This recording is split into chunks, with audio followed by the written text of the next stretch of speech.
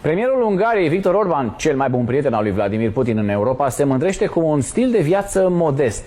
Cel puțin asta susține. În realitate are un castel nedeclarat de 45 de milioane de euro. Cândva, proprietatea Imperiului Austro-Ungar, castelul este trecut pe numele tatălui lui Viktor Orban. Nimeni nu știe însă de unde a fost finanțat. Este un palat imens, păstrat secret. Întregul complex de lux, care se întinde pe o suprafață de 6.000 de metri pătrați, se vede cel mai bine de la înălțime. Plusieurs piscines. Il y a aussi une palmeraie. C'est un mini Versailles. Un Versailles à la campagne.